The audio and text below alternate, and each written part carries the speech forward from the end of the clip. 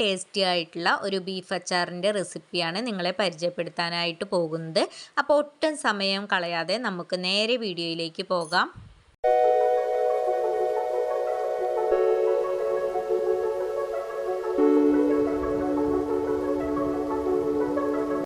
ഇത് തയ്യാറാക്കി എടുക്കുന്നതിനായിട്ട് ആദ്യം തന്നെ ബീഫ് ഒന്ന് കുക്ക് ചെയ്തെടുക്കണം.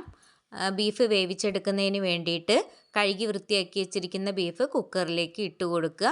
പിന്നെ ഇതിലേക്ക് 1 ടീസ്പൂണോളം മുളക് പൊടി, 1/2 ടീസ്പൂൺ മഞ്ഞൾപ്പൊടി, ആവശ്യത്തിന് ഉപ്പും ചേർത്ത് കൊടുക്കുക.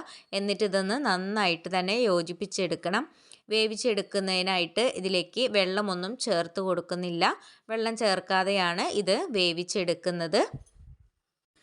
ബീഫ് വെന്ത് വരുന്നതിനുള്ള ടൈം എന്ന് പറയുന്നത് നമ്മൾ ഓരോരുത്തരും എടുക്കുന്ന കുക്കറിൻ്റെയും നമ്മൾ എടുക്കുന്ന ബീഫിൻ്റെയും വേവ് അനുസരിച്ചിട്ട് തന്നെ ആയിരിക്കും. ആദ്യ വിസിൽ വരുന്നത് വരെ ഫ്ലെയിം കൂട്ടി തന്നെ വെച്ച് കൊടുക്കുക. വിസിൽ വന്നതിന് ശേഷം ഫ്ലെയിം കുറച്ച് കൊടുക്കുക. ഞാനിവിടെ 2 വിസിലാണ് കുക്ക് ചെയ്യാനായിട്ട് എടുത്ത സമയം. കുക്കറിൽ വിസിലൊക്കെ വന്നതിന് ശേഷം പെട്ടെന്ന് തന്നെ അതിലെ എയർ കളഞ്ഞെടുക്കരുത്.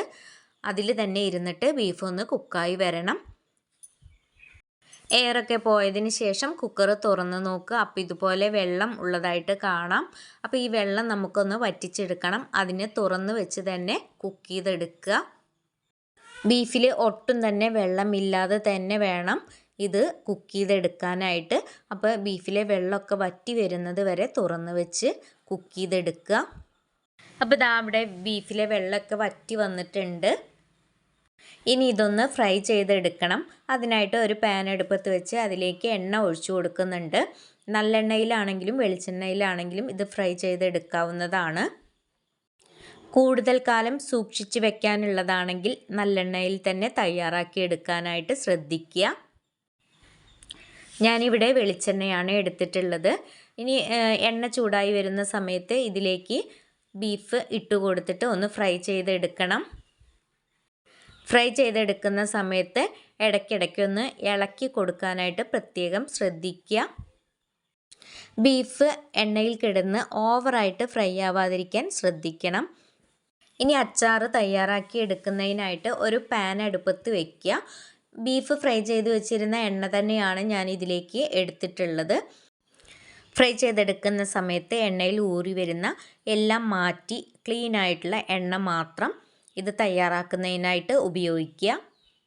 അപ്പോൾ ഇതാ ഇവിടെ എണ്ണ ചൂടായി വന്നിട്ടുണ്ട്. ഇനി ഇതിലേക്ക് കടുകാണ് ചേർത്ത് കൊടുക്കുന്നത്. കടുകൊന്ന് പൊട്ടി വരുന്നത് വരെ വെയിറ്റ് ചെയ്യാം. എന്നും പറയുന്നത് പോലെ തന്നെ ആദ്യമായിട്ട് വീഡിയോ കാണുന്ന പുതിയ കൂട്ടുകാരാരെങ്കിലും ഉണ്ടെങ്കിൽ സബ്സ്ക്രൈബ് ചെയ്ത് സപ്പോർട്ട് ചെയ്യാൻ മറക്കരുത്. വീഡിയോ നിങ്ങൾക്ക് ഇഷ്ടപ്പെടുകയാണെങ്കിൽ ലൈക്ക് അടിക്കുകയും നിങ്ങളുടെ കുടുംബങ്ങളിലേക്കും സുഹൃത്തുക്കളിലേക്കും ഷെയർ ചെയ്ത് കൊടുക്കുക കൂടി ചെയ്യണേ. അപ്പോൾ കടുക് നന്നായി പൊട്ടി വന്നിട്ടുണ്ട്. ഇനി ഇതിലേക്ക് ചെറുതായി അരിഞ്ഞു വെച്ചിരിക്കുന്ന ഇഞ്ചി ചേർത്ത് കൊടുക്കുക. ഞാനിവിടെ ഇതുപോലെയുള്ള ഒരു ബൗളാണ് ചേർത്ത് കൊടുത്തിട്ടുള്ളത്. ഇതേ ബൗളിന് ഒരു ബൗൾ വെളുത്തുള്ളി കൂടി ചേർത്ത് കൊടുക്കുന്നുണ്ട്. വലിയ വെളുത്തുള്ളി ആണെങ്കിൽ ഇതുപോലെ കീറി ഇട്ട് കൊടുക്കുക. ചെറിയ വെളുത്തുള്ളി ആണെങ്കിൽ ഒന്നും ചെയ്യേണ്ടതില്ല. പിന്നെ ഇതിലേക്ക് ഒരു 10 പച്ചമുളകോളം ചെറുതായി അരിഞ്ഞിട്ട് ചേർത്ത് കൊടുക്കുന്നുണ്ട്. ഇനി ഇതൊന്ന് നന്നായിട്ടൊന്ന് വഴറ്റിയെടുക്കാം. ഈ സമയത്ത് കറിവേപ്പില കൂടി ചേർത്ത് കൊടുക്കുക. എണ്ണയിൽ കിടന്നിട്ട് വെളുത്തുള്ളിയുടെയും ഇഞ്ചിയുടെയും പച്ചമുളകിൻ്റെയും പച്ചമണം ഒന്ന് മാറി വരണം. അതുവരെ നമുക്ക് ഇത് നന്നായി ഒന്ന് വഴറ്റിയെടുക്കാം. നന്നായി വഴന്നു വരുന്ന സമയത്ത് ഇതിലേക്ക് പൊടികൾ ചേർത്ത് കൊടുക്കണം. 3 ടീസ്പൂണോളം കാശ്മീരി മുളക് പൊടിയും 3 ടീസ്പൂണോളം സാദാ മുളക് പൊടിയുമാണ് ചേർത്ത് കൊടുക്കുന്നത്. മുളക് പൊടി ചേർത്ത് കൊടുത്തതിന് ശേഷം നന്നായി മിക്സ് ചെയ്തെടുത്തിട്ട് ഒന്ന് വഴറ്റിയെടുക്കാം. പൊടികളുടെ പച്ചമണം ഒന്ന് മാറി വരുന്ന സമയത്ത് ഇതിലേക്ക് ആവശ്യത്തിനുള്ള ഉപ്പ് കൂടി ചേർത്ത് കൊടുക്കാം. ഉപ്പ് ചേർത്ത് കൊടുക്കുന്നതോടൊപ്പം ഇതിലേക്ക് 1 ടീസ്പൂണോളം കായംപൊടി കൂടി ചേർത്ത് കൊടുക്കുന്നുണ്ട്. എന്നിട്ട് നന്നായിട്ട് തന്നെ യോജിപ്പിച്ചെടുക്കുന്നുണ്ട്. കായപ്പൊടി ഇഷ്ടപ്പെടാത്തവർക്ക് ഈ ഭാഗം സ്കിപ്പ് ചെയ്യാവുന്നതാണ്. പൊടികളെല്ലാം നല്ല രീതിയിൽ യോജിച്ച് വരുന്നതിനായിട്ട് നന്നായിട്ട് തന്നെ മിക്സ് ചെയ്തെടുക്കാനായിട്ട് പ്രത്യേകം ശ്രദ്ധിക്കുക. പൊടികളുടെയൊക്കെ പച്ചമണം മാറി വരുന്ന ഈ ടൈമിൽ ഇതിലേക്ക് ഫ്രൈ ചെയ്ത് വെച്ചിരിക്കുന്ന ബീഫ് ഇട്ട് കൊടുക്കുക. എന്നിട്ട് നന്നായിട്ട് തന്നെ മിക്സ് ചെയ്തെടുക്കണം. നന്നായി മിക്സ് ചെയ്തെടുത്തതിന് ശേഷം ഇതിലേക്ക് ചേർത്ത് കൊടുക്കാനായിട്ടുള്ളത് സുർക്കയാണ്. സുർക്ക ഓരോരുത്തരുടെയും ആവശ്യത്തിനനുസരിച്ച് തന്നെ ചേർത്ത് കൊടുക്കുക. സുർക്ക ഒഴിച്ചു കൊടുത്തതിന് ശേഷം ബീഫ് ഇതിലൊന്ന് കിടന്ന് ഒന്ന് തിളച്ച് വരേണ്ടതായിട്ടുണ്ട്. ഡ്രൈ ടൈപ്പുള്ള അച്ചാറാണ് വേണ്ടതെങ്കിൽ അധികം സുർക്ക ചേർത്ത് കൊടുക്കേണ്ടതായിട്ടില്ല. ഇനി ഇതൊന്ന് തിളച്ച് വരുന്ന സമയത്ത് സുർക്കയുടെ അളവ് കുറവായിട്ട് തോന്നുകയാണെങ്കിൽ കുറച്ചുകൂടി ചേർത്ത് കൊടുക്കുക. എന്നിട്ട് നന്നായിട്ട് തന്നെ മിക്സ് ചെയ്തെടുക്കുക. സുർക്ക ചേർത്ത് കൊടുത്തതിന് ശേഷം ഇതിലേക്ക് സ്വല്പം ഉപ്പ് കൂടി ചേർത്ത് കൊടുക്കേണ്ടതായിട്ടുണ്ട്.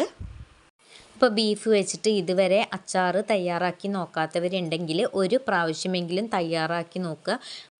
വളരെ ടേസ്റ്റി ആയിട്ടുള്ള അച്ചാർ തന്നെയാണ്. രുചികരമായിട്ടുള്ള ബീഫ് അച്ചാർ ഇവിടെ റെഡി ആയിട്ടുണ്ട്.